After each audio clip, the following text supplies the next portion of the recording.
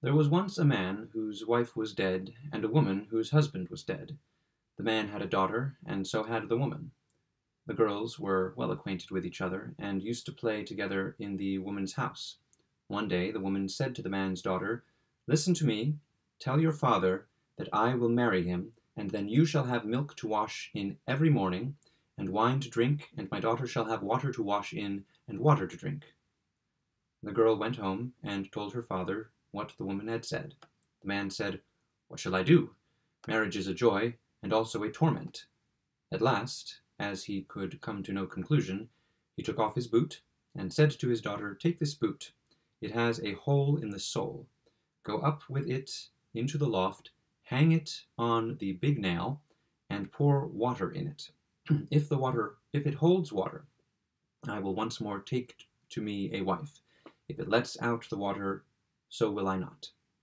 The girl did as she was told, but the water held the hole together, and the boot was full up to the top. So she went and told her father how it was. And he went up to see with his own eyes, and as there was no mistake about it, he went to the widow and courted her, and then they had the wedding.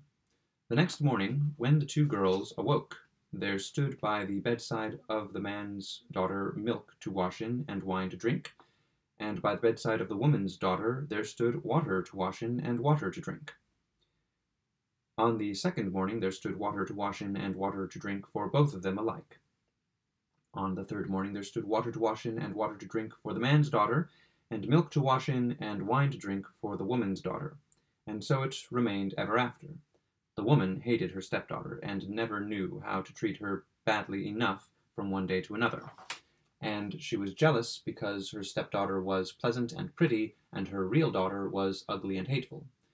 Once in winter, when it was freezing hard, and snow lay deep on the hill and valley, the woman made a frock out of paper, called her stepdaughter, and said, "Here, put on this frock, go out into the wood, and fetch me a basket of strawberries. I have a great wish for some." "Oh dear," said the girl, "there are no strawberries to be found in winter. The ground is frozen, and the snow covers everything. And why should I go in the paper frock? It is so cold out of doors that one's breath is frozen. The wind will blow through it, and the thorns will tear it off my back." "How dare you contradict me?" cried the stepmother. "Be off, and don't let me see you again till you bring me a basket of strawberries." Then she gave her a little piece of hard bread, and said, "That will do for you to eat during the day." And she thought to herself, "She is sure to be frozen or starved to death out of doors, and I shall never set eyes on her again." So the girl went obediently, put on the paper frock, and started out with the basket. The snow was lying everywhere, far and wide, and there was not a blade of green to be seen. When she entered the wood, she saw a little house with 3 little men peeping out of it. She wished them good day, and knocked modestly at the door. They called her in, and she came into the room and sat down by the side of the oven to warm herself and eat her breakfast. The little men said, "Give us some of it." "Willingly," answered she, breaking her little piece of bread in two, and giving them half. They then said, "What are you doing here in the wood this winter time, in your little thin frock?" "Oh," answered she, "I have to get a basket of strawberries, and must not go home without them." When she had eaten her bread, they gave her a broom, and told her to go and sweep the snow away from the back door. When she had gone outside to do it, the little men talked among themselves about what they should do for her, as she was so good and pretty, and had shared her bread with them. Then the first one said, "She shall grow prettier every day." Then second said, "Each time she speaks, a piece of gold shall fall from her mouth." The third said, "A king shall come and take her for his wife." In the meanwhile, the girl was doing as little as the little men had told her, and cleared the snow from the back of the little house. And what do you suppose she found? Fine, ripe strawberries, showing dark red against the snow.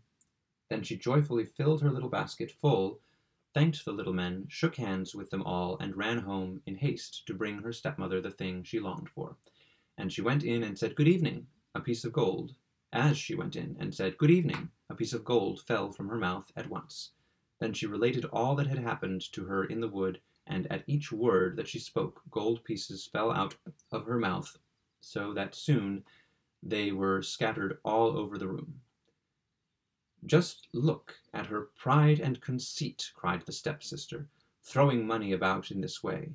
But in her heart she was jealous because of it, and wanted to go too into the wood to fetch strawberries. But the mother said, "No, my dear little daughter, it is too cold, you will be frozen to death." But she left her no peace. So at last the mother gave in, got her a splendid fur coat to put on, and gave her bread and butter and cakes to eat on the way. The girl went into the wood and walked straight up to the little house. The three little men peeped out again, but she gave them no greeting, and without looking round or taking any notice of them, she came stumping into the room, sat herself down by the oven, and began to eat her bread and butter and cakes. "Give us some of that," cried the little men, but she answered, "I've not enough for myself, how can I give any away?" Now, when she had done with her eating, they said, "Here is a broom, go and sweep all clean by the back door." "Oh, go and do it yourselves," answered she. "I am not your housemaid."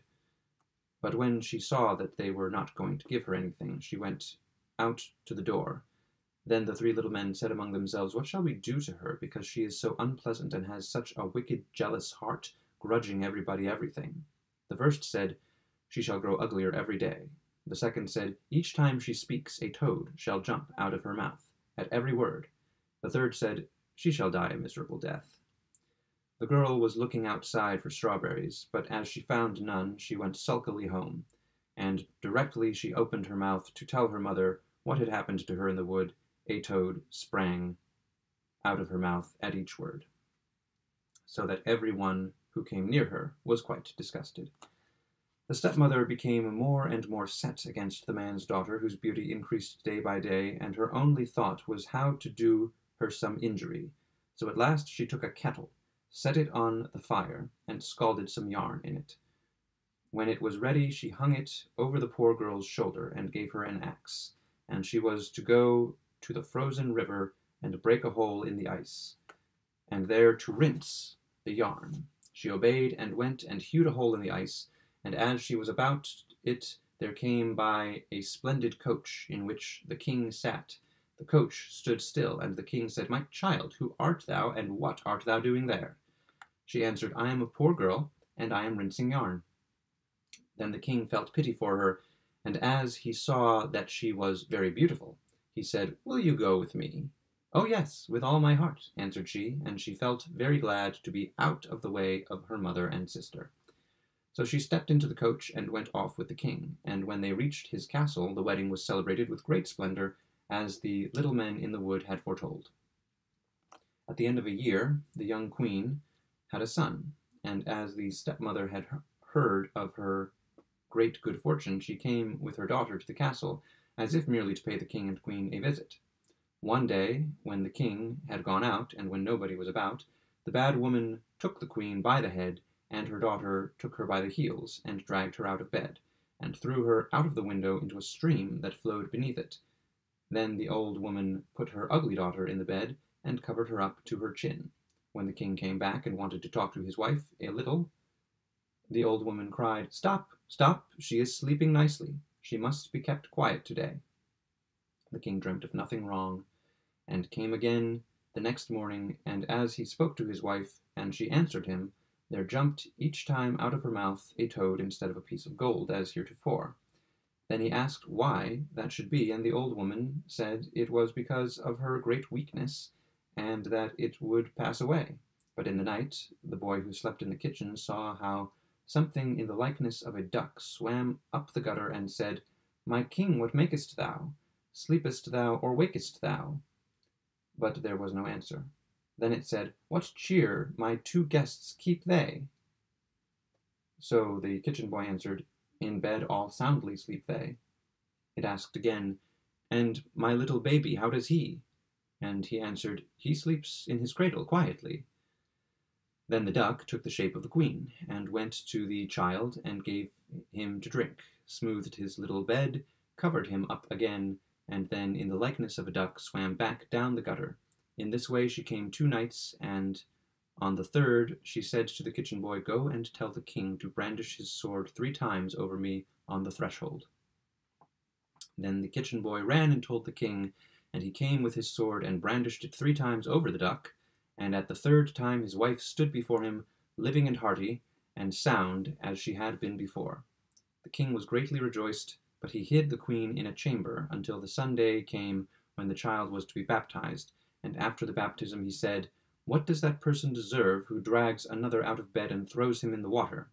And the old woman answered, "No better than to be put into a cask with iron nails in it, and to be rolled in it down the hill into the water." Then said the king, "You have spoken your own sentence." And he ordered a cask to be fetched, and the old woman and her daughter were put into it, and the top hammered down, and the cask was rolled down the hill into the river.